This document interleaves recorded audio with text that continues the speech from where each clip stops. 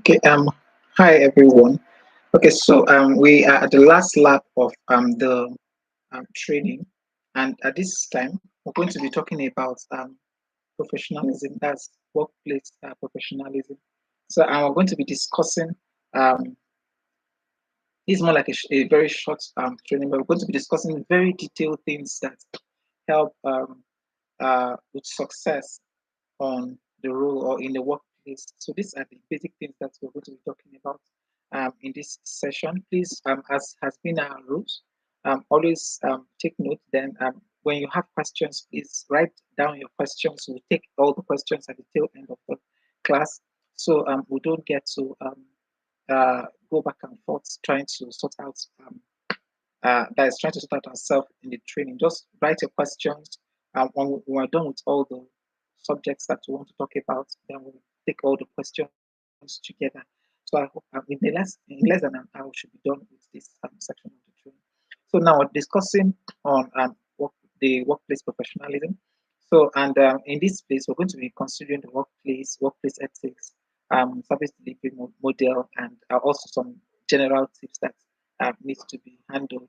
And that's the all that we're going to be talking about in this particular session, which is the last section of the training. Okay, and so now we'll go ahead. We need to, while we're having this session, why is it important that we take this? Why is it important that we take this session?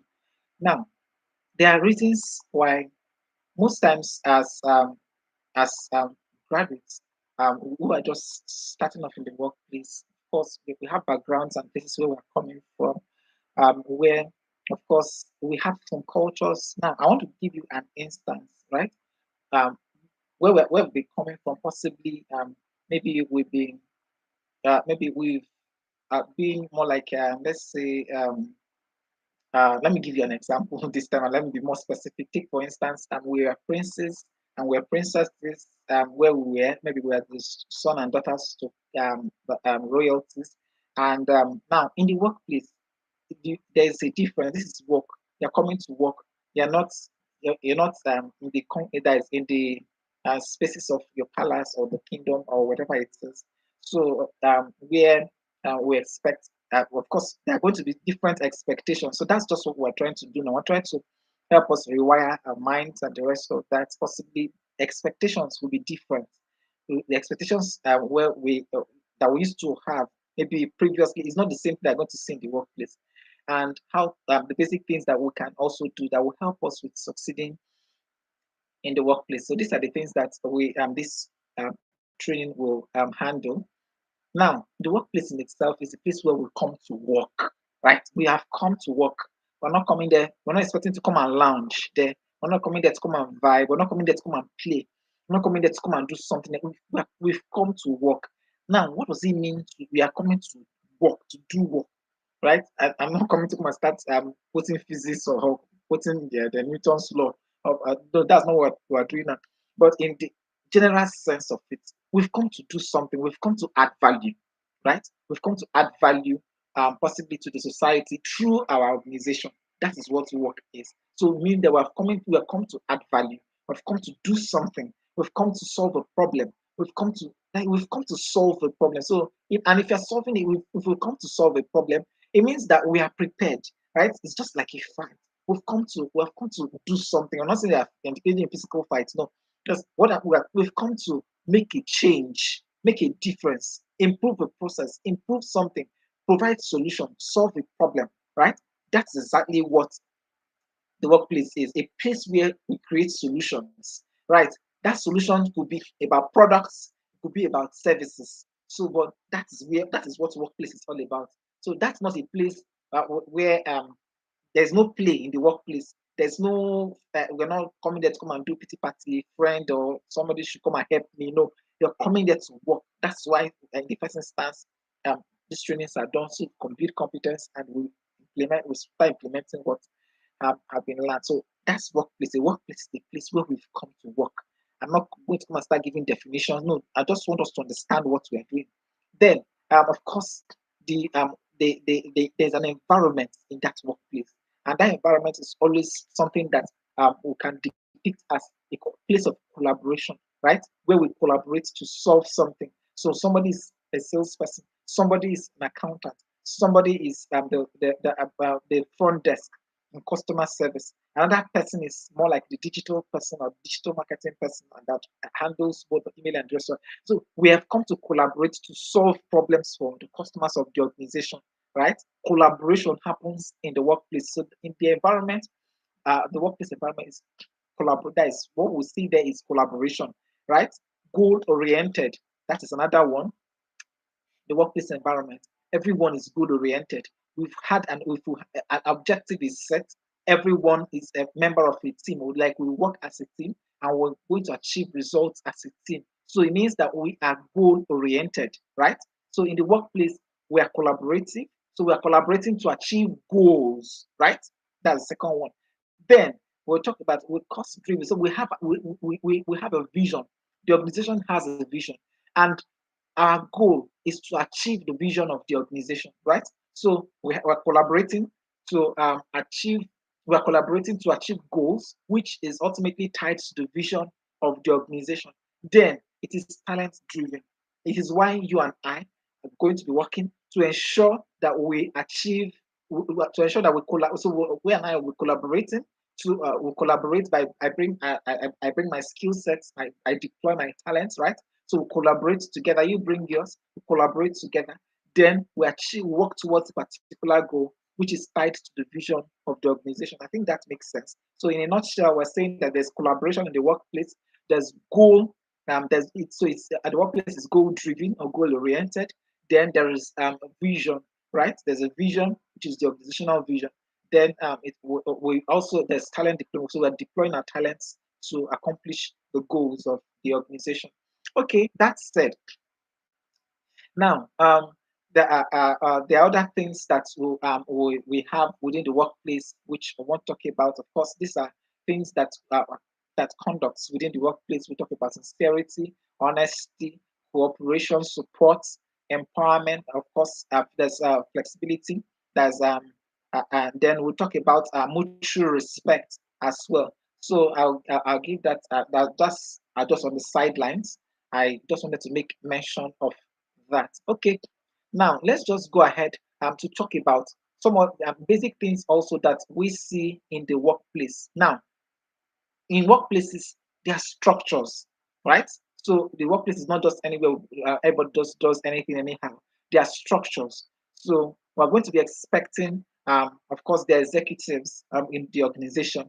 Then, then we're going to have we have our fellow there's our fellow team members, our colleagues, right? Our colleagues, but those colleagues are not just the colleagues have our colleagues in the workplace. Of course, they have different ranks. So, but when we have people we started off together with, right? We're on the same level. Then we have people who are captains, possibly like team leads, unit leads, and the rest of that. Then we go ahead to have supervisors and managers, right? Then we have HODs and directors. So these are the various types of authorities or levels of authorities in the workplace. So talked about the uh, we being on the same level. We talked about captains, and then we have team leads, unit leads, we have supervisors, managers, HODs, and directors. So these are the people that we have within the workplace. So there's authority. Now we'll go on to talk about the reason why we are having this conversation in the first instance. Why, why we're considering authorities in the workplace. So now let's go ahead to talk about that. Because why? There are rules, there are governance. The workplace have governance, right? There's governance for the workplace. So now, and this workplace is governed by rules. The workplace is governed by regulations. The workplace is governed by policies. The workplace is governed by procedures to implementation to work. There are procedures to work. There are procedures to service delivery. There are guidelines, right? So five of them: rules, regulations, policies, procedures, and guidelines. So the workplace is governed by these five key things: rules, regulations, policies, procedures, and guidelines.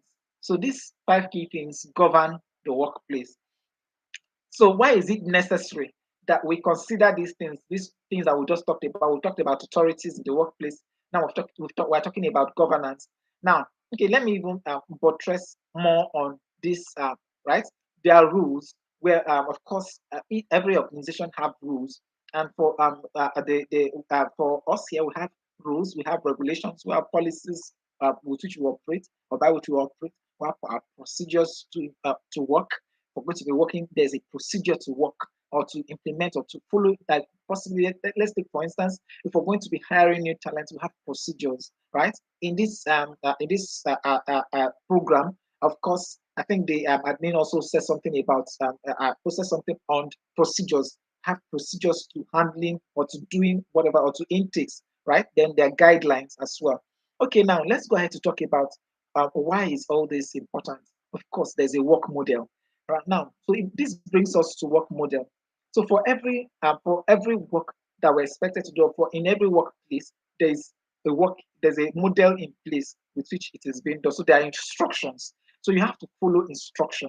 So as employees, we have to follow instruction to doing a particular thing, right? So this is the way it is being done here, right?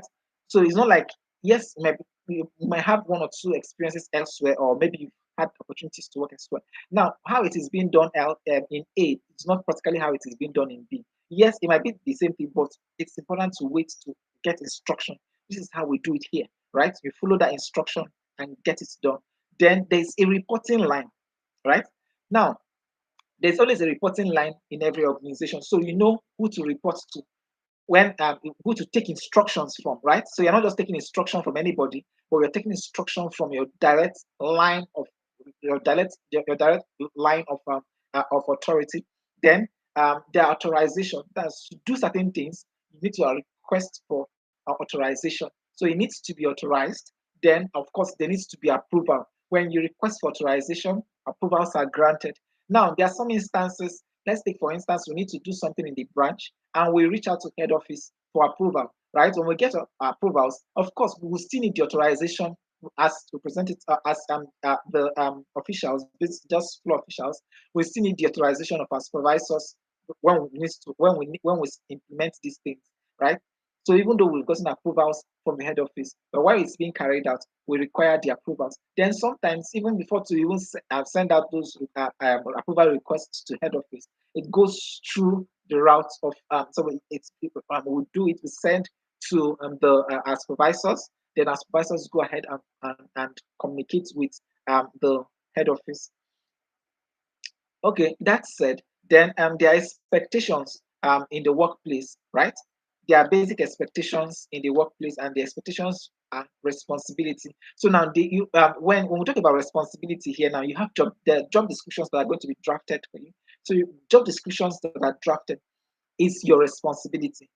It is by which your KPI will be drawn, right? It is from the responsibility that has been handed to you that your KPI will be drawn. Then you're accountable, of course, to the responsibility based on the responsibility that's given to you, accountable, and we are expected to adapt, right? That's the third one. They're expected to adapt to the workplace environment. Then you're also expected to cooperate, right? Cooperate with your colleagues, cooperate with every other person in the workspace. So when we mean cooperate, you don't frustrate the process. And there are ways of frustrating the process by pulling back the hand of time. Possibly something that you're supposed to get done in 15 minutes, you are doing it in 30. So that's like drawing back the team, and it shouldn't be so. So cooperation, you have to speed up, and at the end of the day, that's be in sync with the team, with other team members. Then I'll go ahead to talk about sense of respect, of course, where we expect that there will be respect, mutual respect for every of the team members. Of course, respect is reciprocal. Okay, that's practically the what we have for this session, where we talk about the workplace and the basic expectations that are required of us. I already said that this particular session is going to be very much brief. Now, let's go ahead to talk about ethics in the workplace. Ethics. So now, the ethics themselves, ethics are a set of values that seeks to drive in the importance and benefits of that's dignity in the workplace. That's more like workplace. There's work ethics in itself are guiding organizational rules. Workplace ethics are guiding organizational rules, regulations, principles, standards and values required for anyone who is going to be working in that place, right? So you have to abide by the ethics of the organization. So if you're coming, if you're as joining us, it means that you have to abide by our rules, abide by our regulation, abide by our principles, standards, and values. So it's very much important. So in the places where our values do not align, then it means that um, definitely you're not for us. Then you have to think of moving elsewhere. So workplace ethics are actually guiding principles, guiding organizational rules, principles, regulations, right, and standards, as well as values with which every single person who works for the organization are governed by. Okay, that said, let's go ahead to talk about the reasons why there are ethics in the workplace. Because you might be saying, possibly for someone who is fresh, say that this is new, and why should I be governed by principles and should I be governed by workplace ethics in the first instance? Now, take for instance, if there are no ethics or there are no rules in an organization, and I decide the resumption time is by 9 a.m. I decide to come by 10. I decide to come by 9:30. I decide to come by 11. So if there are no rules of course of what punitive measures are in place for attendance, it means anybody will just do whatever they like. So the rules will practically state if if I come 30 minutes or 1 hour late, or if I come by 2 hours late, or for a 9 a.m. Resumption time and I'm resuming by 1 p.m. So I definitely there are rules. So the rules is that if I resumed half day, then I'm getting a half pay for the day. Then of course maybe if I do that consistently, I'm going to get a query and the rest of that. So if that's the rule, then it means that every time if A does it, B does it. As long as A does it and gets the same thing, gets their query, B, C, D do the same thing, they will get it's still the same. So it's a standard for every single person. So if you come 30 minutes late, possibly you have to explain yourself to HR why you came 30 minutes late or you came 1 hour late, and there's no notification, there's no reason, you just decide to come in late, and there was no upfront notice trying to reach out to HR and let them and notify them that you're running late and the reasons why it is so. Or you decide to skip a whole day without showing up.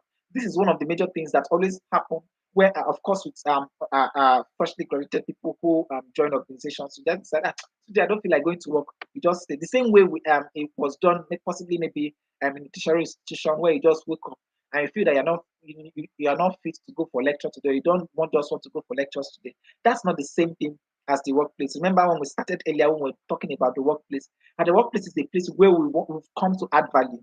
So you don't add value today and decide to be in absentia tomorrow, or decide to just maybe go elsewhere, go visit a friend the following day. So if it's going to be in your contract. It's Monday to Friday or Monday to Saturday.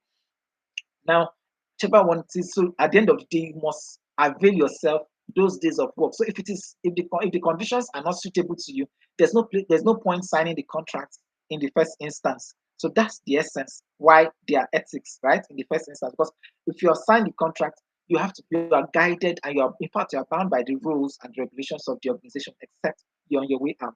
That's just then we'll go ahead to talk about one. The second reason is attitude.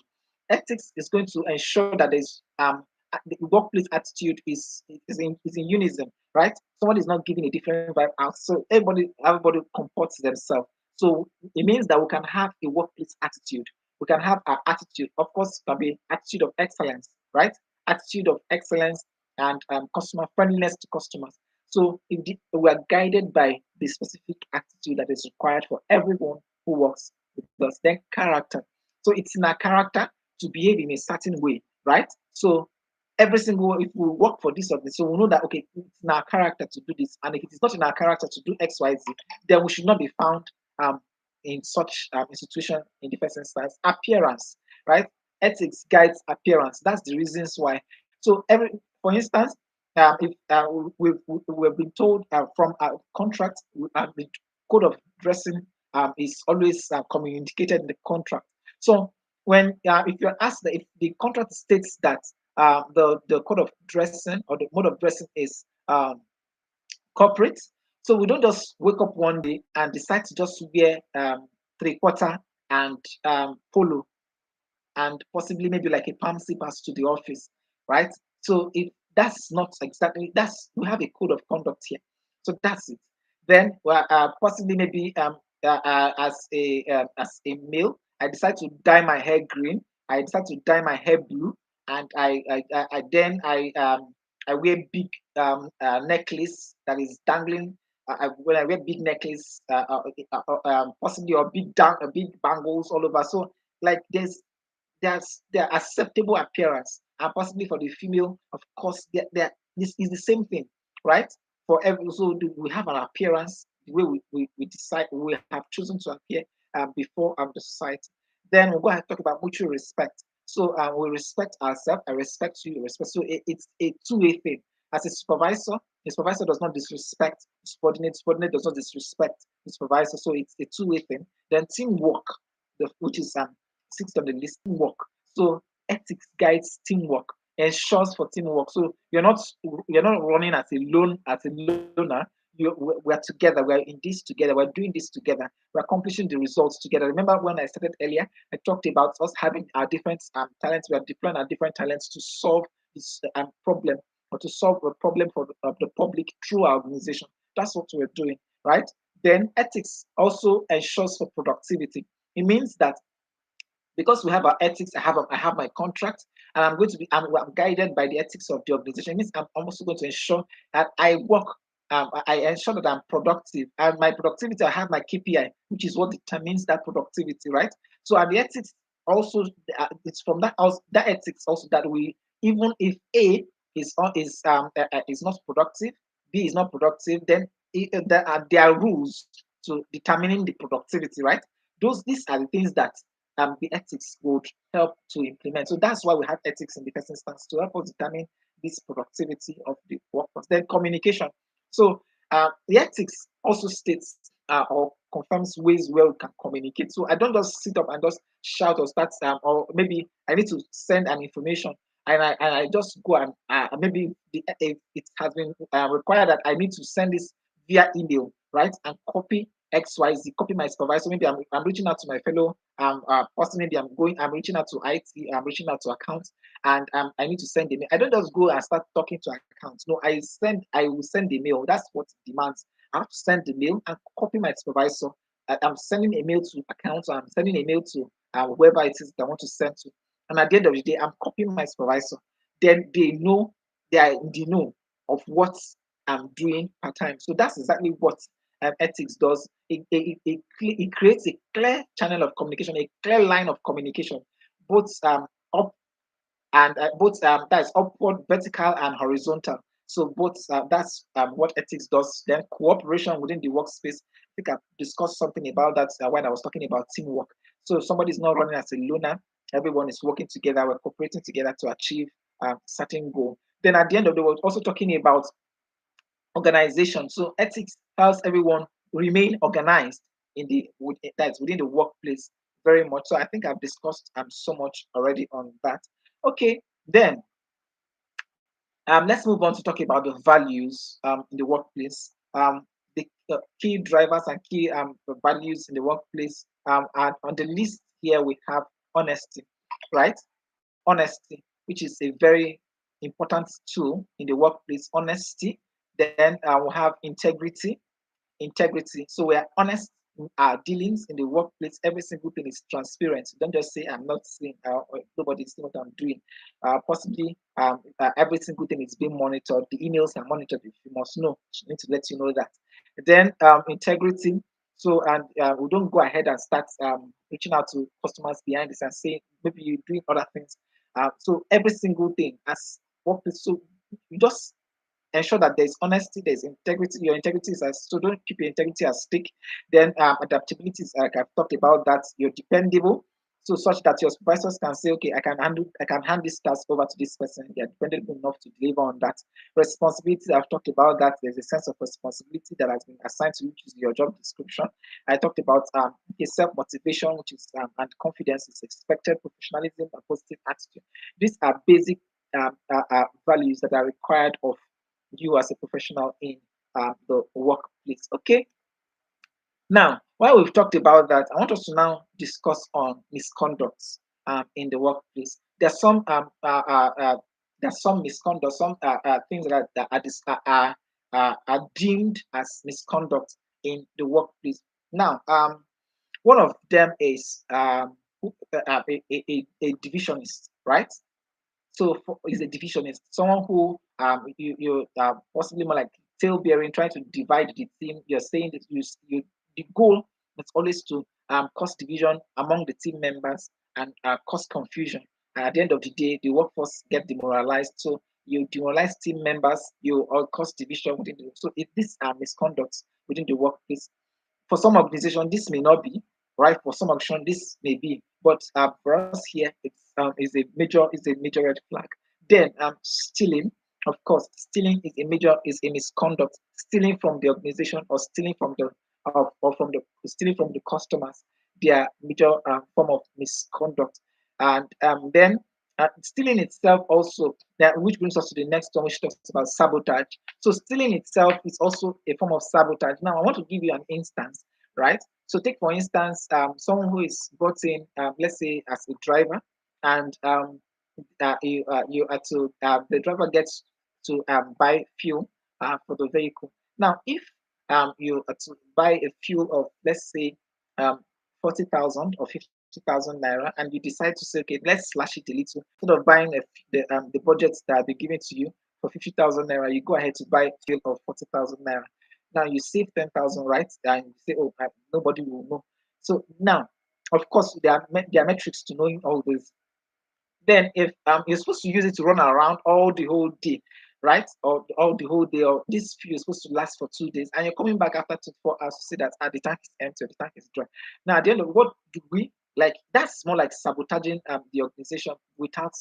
Sometimes we don't even know that this is what we're doing, but it's important to know that when we steal from the organization, we're actually sabotaging the organization. What we're supposed to be achieving, right? If I was supposed to be achieving more, 100, if let's say you are supposed to achieve 100 with that, but by stealing from like for instance where there's 50,000 and it stole 10,000, the driver stole 10,000, so it means that practically he has reduced productivity by 80%, by 20%, sorry. So what we're having, instead of 100, we're having 80, right? So you bought a fuel of 40,000 instead of 50,000 naira. So practically he reduced the productivity by 20% without even knowing that that's what it's going to do. So now, what does it mean? It means these marketers are stranded because we need to still have to push for approval again to get another budget. But the budget for this is just within for 48 hours. It's for 50,000 naira. And we spent 50,000 naira in 24 hours. So what's going on, right? The marketers are stranded. They're not doing anything, meaning our productivity is being halted. So this is how it can spiral. And at the end of the day, there is a problem. Now, take for instance, then maybe it's still on the same issue of fuel, and you're supposed to get diesel for the procurement person is supposed to get diesel for the organization, and is supposed to get like 1,000 liters of diesel, and you're getting because possibly maybe you feel can collaborate with the other people in the store and the rest of the and you get diesel instead of getting 1,000 liters or getting, let's say, 900 liters of, so 100 liters of diesel is just missing. So now what we're supposed to do, that's more like 10% of productivity of the workplace reducing, right? Because the budget of that 1,000 liter possibly is supposed to span for the week or for span for 2 weeks, and we're reducing it. So if we reduce it by 10%, we're reducing productivity by 10%. That's sabotage, right? But sometimes people do not know that by stealing from the organization, we're practically sabotaging the productivity of the organization. That's what it means. Then we'll go ahead to talk about lies, deceit, insubordination. So when all this spill out within the workplace, these are forms of misconduct in the workplace. Okay, I think I've said so much on that. Let's just go ahead and now consider the expectations that the employers would have, that the organization has from you.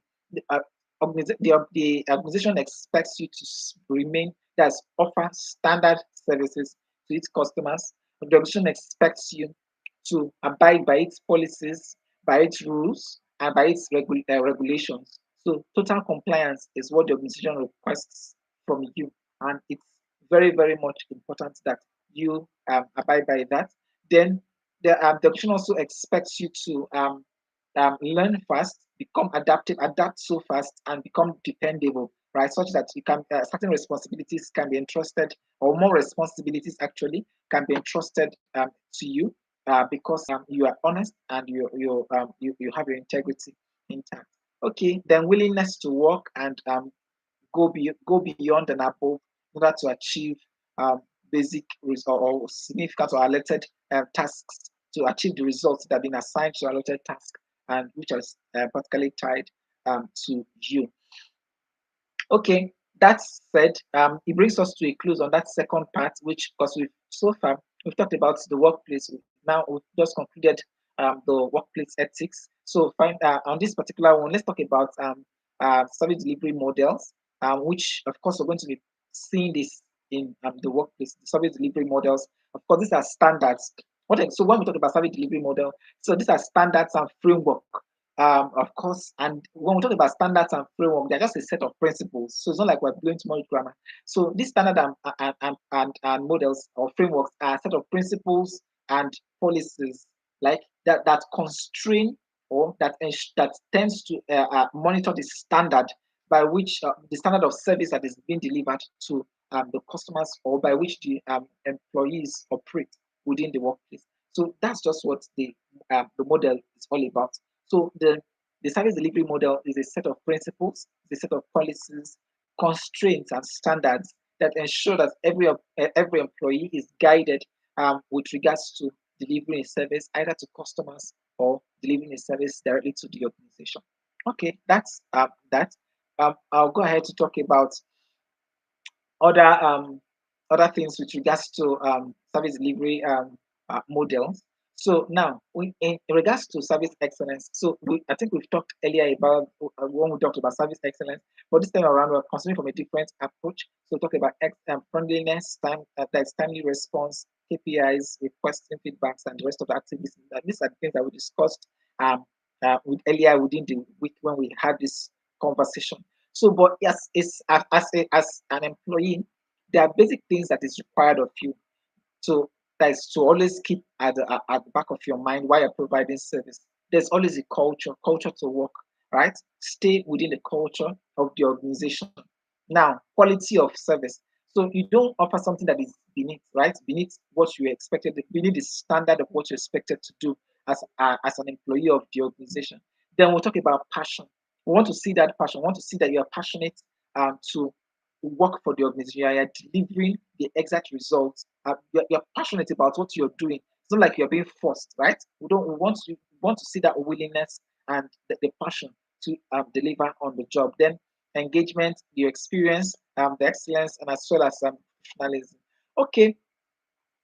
That said, so when it comes to service models, it's imperative to understand that there are, like I said earlier, that there are processes and there are procedures to work like within the work, whereas within the work area or in a workplace.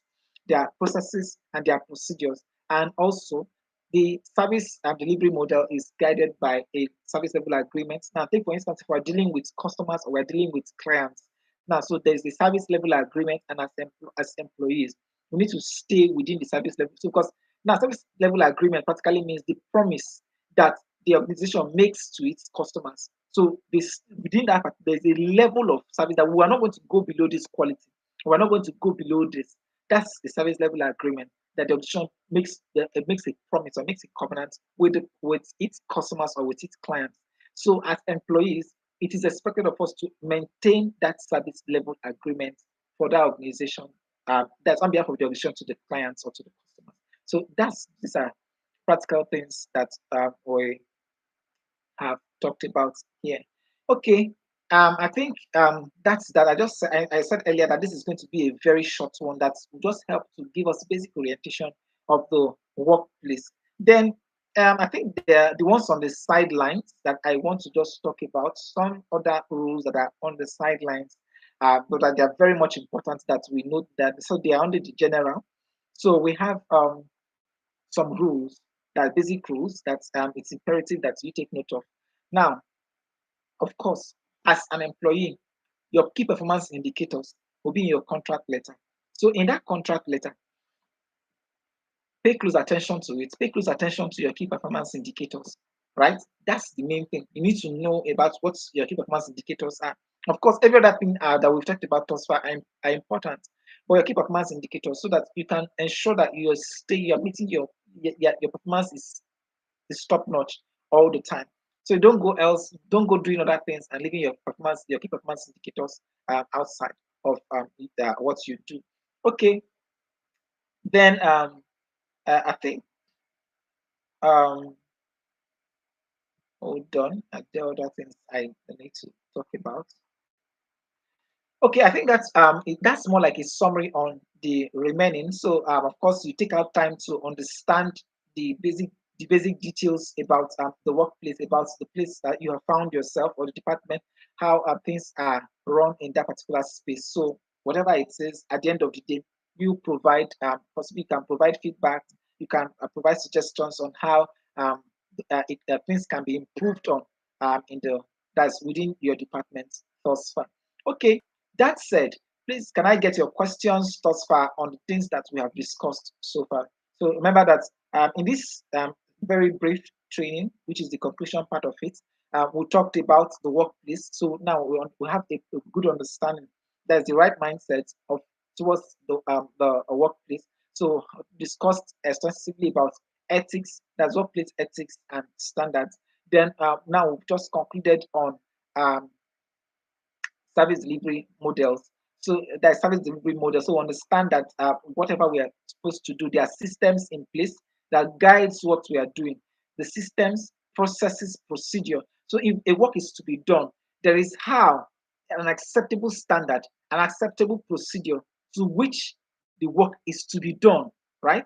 A timeline to which it is done, how to do this work it it's practical. All these things are there. So it's important that you follow the procedure, follow that has been set out. Okay.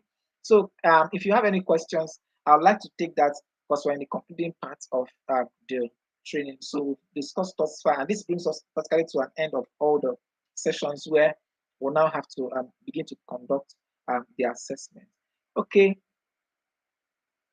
Okay, so when we talk about penalties for misconduct in the workplace, so there are a lot of, for instance, there are different for the different misconduct. I cannot start saying this penalty for this or penalty for that, right? This is just, of course, the penalties for it will be in the contract, right? It's not something I can just come and start saying out here. But for every single one of them, there for every single of the misconducts, the penalties are listed in the contract that you will be signing. So that's all I can say. But I'm not going to come up publicly and start talking about the penalties for um, each of them. Because remember, the contract is personal. So at the end of the day, you read it. If it's okay with you, you can go ahead and sign. If not, you don't. Okay. Um, Another question says, are we to retake the assessment for those? Okay, the ones you've already taken, that's especially for those on Monday, that's the service delivery excellence. No, you're not retaking it. You're not retaking it at all. So if you retake it, it's invalid, right? Don't retake the assessment. If you have taken the assessment for the service delivery, it's good. If you take it again, it's going to be invalid, right? So leave it at the way it has been before. Then just ensure you take the remaining for that's for the remaining for which we have discussed about.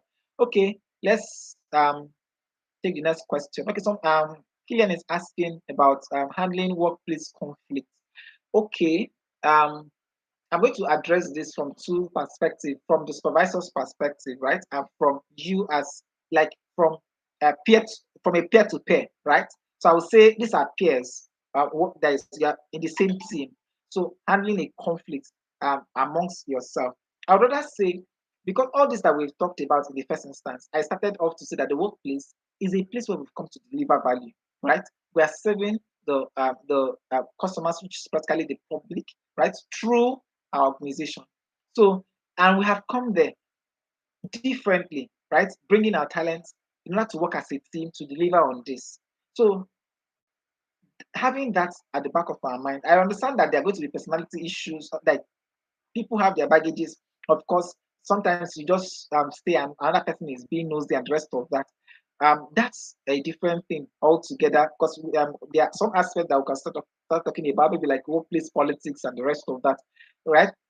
Those things could stem up, but handling conflicts perfectly well, I'd rather say if there's an issue with, if you have an issue with someone, or an issue comes up with someone, and it's something that you can properly manage, or you have the energy to reach out to such person, not a confrontation, not a confrontational outreach, but this time around, because you want an amicable settlement, you can discuss with that person and let them know what they have done that is not right or that does not sit well with you. And if you don't see any need, possibly maybe you just want to move on, then you can just go ahead or and move on without paying close attention to that. But if this is a major conflict, now when we're talking about conflict of interest, now from a different perspective, now take for instance, when I'm talking about conflict of interest now let's say for instance, um, a client came through you, right? And it has to be credited to you. And now another team member is trying to, from the back door, take such account so that they can be credited to them. That's a difference. So that's a conflict in the first instance. So now how can it be done? I rather say at this instance, you're not going to go and start reaching out to the person because they know what they are doing first. Or possibly maybe it was the client who reached out to two people at the same time, or reached out to more than one person at the same time. Then and now this account needs to be credited to someone. Now, I think you have your evidence. Just walk up to your supervisor. You have a supervisor. This is somebody that's above the team, that's coordinating the team, that's in the right place to resolve whatever conflict there is. They have experience. They know how to resolve such issues, right? They have experience. For instance, if I'm to resolve, I know how I will handle such issues. I've had those experiences before. So that's nothing for you to worry about. But if that conflict is something that you cannot handle or you cannot resolve by yourself, I would rather say reach out to your supervisor, right? So when you're speaking, when you're approaching your supervisor, you're not approaching from the place of, I want to report, I want us like come and settle this matter. It's getting out of something. Like, no, you're reporting that because you want peace. You don't, not like you just want the whole place to be lit up in fire. Okay, I think I've spoken extensively on that skill, and I think it's that should be clear enough for you. Then, say if you have an extra skill, would you like to market with a client that does, okay, that does not concern the organization?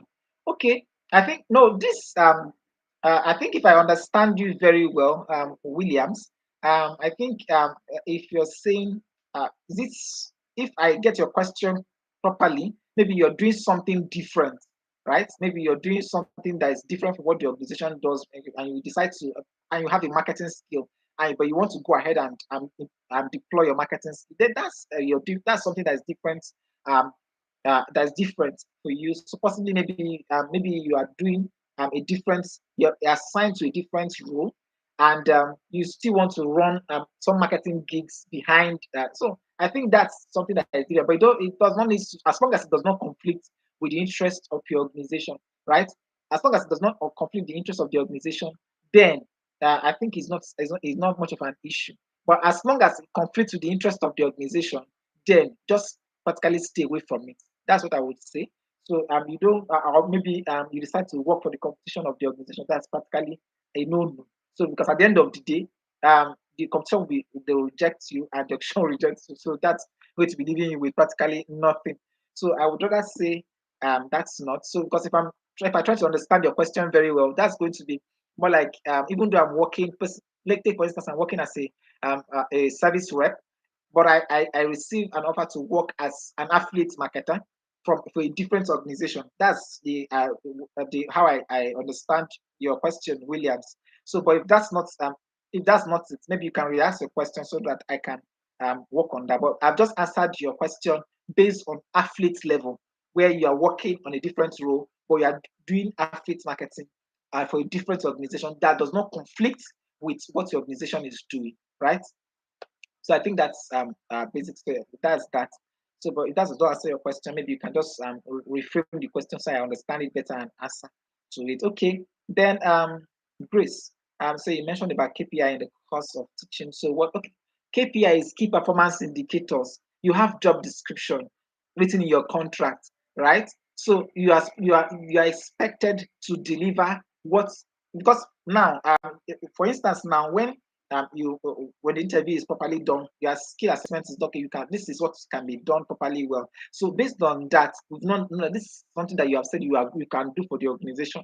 And at the end of the day, a you have your description drafted out for you. So that is what you are going to do, right? So that key performance indicator, if you say we are supposed to, now let's say if you are supposed to reactivate 10 dormant accounts, now if 10 dormant accounts is your monthly target, what you're supposed to be doing every month, we're not expecting you to do something less. So if you do 20, like just two dormant account out of that 10 that we give it to you, so it means that you're just meeting 20% of that section of your performance, right? So, but the 10 dormant is just one of the major things that you're going to be doing. So let's take, for instance, you're going to be reaching out. He expected to reactivate 10 dormant accounts. He expected to make, let's say, 100 calls out through the month to prospective to prospects, right? Then you're supposed to, that's the 10 dormant accounts. Then you're supposed to, let's say, bring in additional 5 new accounts in a month. So if all these are the target that have been assigned to you, so you see for each one, now for the accounts, for the dormant accounts, how many did you reactivate? For the new accounts, how many did you bring in? For the calls that were supposed to be made to existing customers, how many were you able to make? So all these things form the key performance indicators. Then there are other forms of assess, other details, other things that will be given to you. So all these things, based on all what you're able to achieve, these are what forms your performance for the month, right? Then at the end of the day, they go in a long run, so like your 6 months and the entire 1 year, so the organization can evaluate your performance for the whole year, right? So this is what will now determine, oh, are you due for promotion? Are you due for that? So this is the key performance indicators that practically determine if you are due for promotion. Promotion practically for some is 2 years, 2 years and above, for 2 years, 3 years, and the rest of that. Okay, I think that said. Okay, Faith said, what do you do when the employer breaches the contract? Okay, there's specific ways to handle such. Okay, so I may not understand when you mean by breach of contract. Um, Possibly, maybe you could cite examples with breach of contract. But I would rather say that the rules, there's a contract that has been signed. A contract is a contract which was signed, possibly signed between you and the organization. But I believe that there's a proper way of handling that, which you go to the HR to lay your complaint. I think that will be that. But I believe that no organization would definitely reach a contract with the staff when there's no commensurate. Remember, the option is a legal entity, right? So there's no commensurate action that was executed by that employee. I believe no option would want to breach such contract. So to breach a contract practically means that there's something that the employee must have done. So because nobody, the option on its own is a legal entity. So and they understand the essence of the contracts that they presented to the employee in the first instance. So possibly maybe if I get the instance with which you are asking your questions, maybe you can cite examples. I could get a clearer view and respond to that. Okay. That said, let's go ahead. Morgan says, okay, KPI means okay. All right. All right. Okay. Okay. So Emmy says, is KPI measured weekly or monthly? The KPIs are practically for every month. They are measured monthly, but they are weekly assessments, right? It's not that it's not just practically done. They are weekly assessments, right? They are weekly assessments. They are monthly assessments. They are quarterly assessments. Then they are that biannual assessments. Then we have annual assessments. So which is assessments that are done weekly. Assessments are done monthly. They are done quarterly, every 3 months, every 6 months, and every year.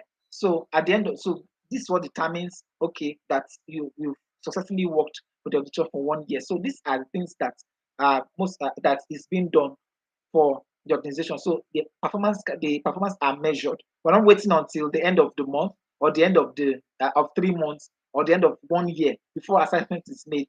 The assessments are done weekly, week on week, to ensure that you are in line. So right. So this one's help you to stay on track. It's not when you get a query, you don't start saying, but I was not told, and the rest of that. So you are getting your warning on time. That's why assessments are done on time, are done weekly, and you get that. Sometimes it's 2 weeks, once in 2 weeks, or but it depends on the schedule of the HR. Okay, I think that's that. Okay, finally. Um, I think Cupcake says, please can you list the expectations the workplace again? Like, okay, I've talked about some of the basic things that is expected of you in the workplace. Okay, let me just go get those lists again. So maybe possibly maybe we'll just use that to close.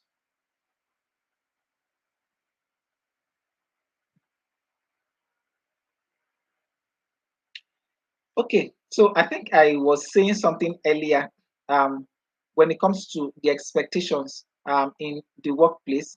Um, but there are a lot of expectations. I already talked about ethics, like all these things form part of the expectations. But where I was now making a reference, and I made some specific reference with regards to what the organization expects from you, that you abide by the standard that has been set, right? That is one. Abide by the standards that has been set, standard for service delivery. This is what is expected of you to do and how you are to do it. So you abide by it. I'm just replying to what your questions, Cupcake. So you just take note of that. So abide by the standards, their policies, rules, regulations, right? Just 100% compliance. Stay compliant to the rules and the regulations of the organization. That is that. Then for the customers, of course, you have to just respect the customers each every time. Respect your fellow colleagues. Respect, of course, is mutual, and it is a two-way thing. Then expect it to be adaptable. Adapt to the workplace.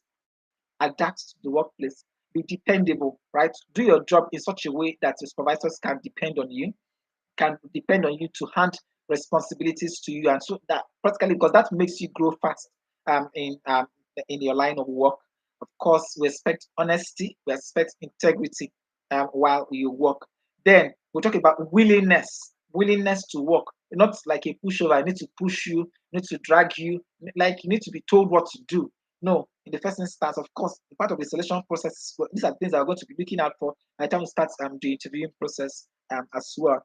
Then collaboration. I talked about collaboration, that you're a team person. You're a team person, not a loner. You're not possibly maybe you just like you're getting results. You don't want to guide ensure that your team members are carried along. But just now when we're talking about this, you cannot just when you're getting results, it's okay to get results, but it's also okay to also guide your team members to help them also achieve the same thing. But I'm not saying that because you're doing well, then you should hide your capacity to do well. No, that's not what we're saying. Practically, you're already setting yourself to become a team lead, because if you're getting better results and you can guide your fellow team members to get the same result, you're practically setting yourself to become a team lead in no time. So that's what it is, right? Then finally, we talk about uh, self motivation and that confidence. So that these things are more like the basic expectations that is expected of you. I think that should be very much enough if I get that. If you get that clearly, so I think we can sort this out here. Okay, so in the absence of further questions, I think that's all that I have taken so far. Addressed all the concerns thus far. So please look out in the section at least let's say before 4 p.m. Yes, max 4 p.m. The admin of the group is going to drop the link, so you can just go there and do your assessment. There's no timeline. Practically the timeline to the assessment should be before 12. That's 00 hours Sunday, so that by Monday the schedule will begin. That's the interview schedule will begin. All right, okay, that will be all for now. It's been awesome training all through the week with you guys. So enjoy the rest of your day, and thank you for your